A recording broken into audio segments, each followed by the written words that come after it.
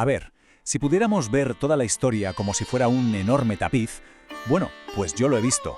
He estado ahí desde el principio. Y he visto como un hilo, uno muy concreto, de color rojo escarlata, lo atraviesa todo. Hoy vamos a seguir ese hilo juntos, a ver a dónde nos lleva. Vale, vamos a arrancar con una pregunta potente. ¿Y si cada imperio, cada batalla, cada nacimiento no fueran solo hechos sueltos? ¿Y si todo, en realidad, contara una única y gran historia? Quedaos con esa idea, porque es la clave de todo lo que vamos a ver. Claro, para poder entender esta historia tenemos que irnos al origen de todo, al principio, a un tiempo que, a ver, hoy nos cuesta hasta imaginar, pero que yo recuerdo como si fuera ayer, una época en la que todo era simplemente perfecto. Y es que yo vi ese comienzo. Fijaos, era una creación que vibraba, llena de vida, donde todo encajaba en una armonía total. No existía el dolor, ni la muerte, ni la separación. La humanidad y su creador paseaban juntos en una relación sin filtros, directa. Ese era el plan original, así es como debía ser todo. Pero también fui testigo de cómo todo eso se rompió, de ese momento exacto, cuando la humanidad decidió seguir su propio camino, dudando de su creador. Y con esa decisión, de repente, el caos, el dolor, la muerte, todo eso entró en el mundo. Esa conexión perfecta se hizo añicos. Y sin embargo, justo ahí, en ese instante de oscuridad, cuando parecía que todo estaba perdido, vi algo increíble. Vi aparecer el primer destello de esperanza, el primer nudo de este hilo escarlata del que hablamos. Y escuché estas palabras. Fue como un susurro en medio de la destrucción.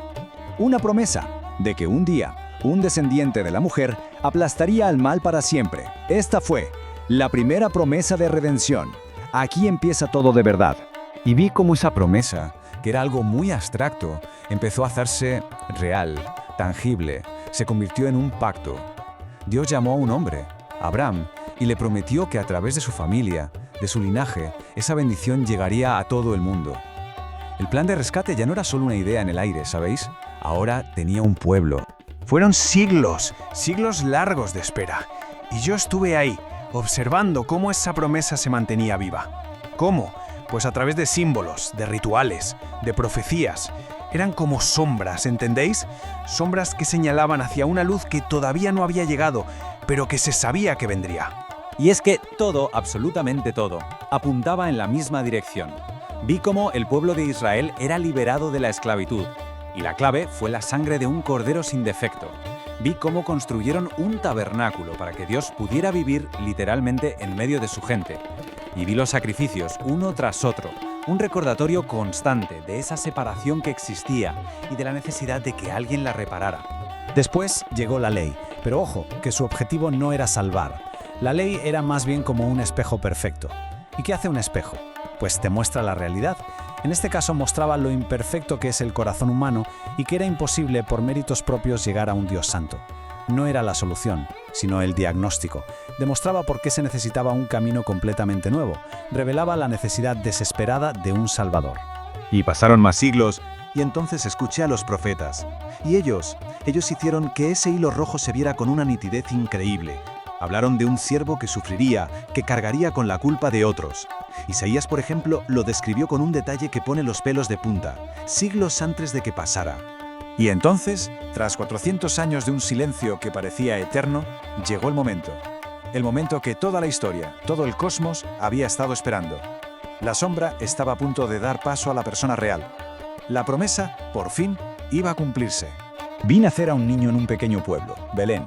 Lo vi crecer y vivir la única vida perfecta que jamás se ha vivido, cumpliendo cada detalle de esa ley imposible.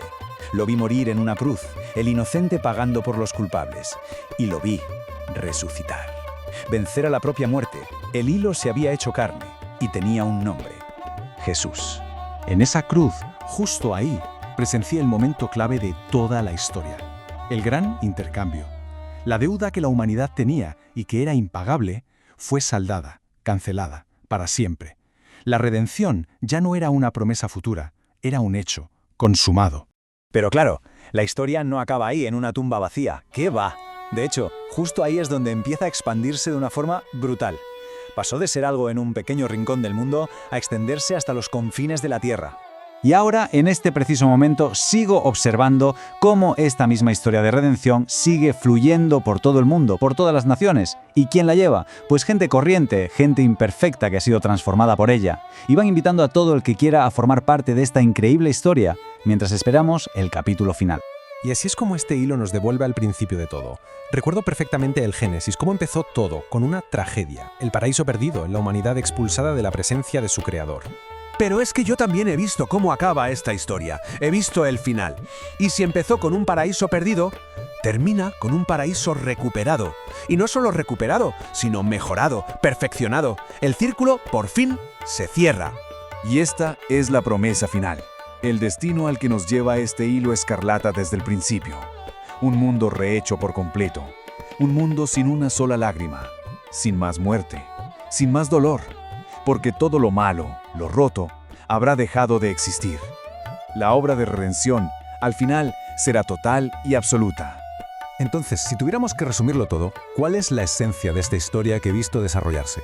Pues que es la historia del arte más increíble que existe, el arte de un Dios que coge la mayor tragedia de la humanidad y la convierte en su victoria eterna. La gran pregunta que queda en el aire es, ¿quién quiere formar parte de esa historia?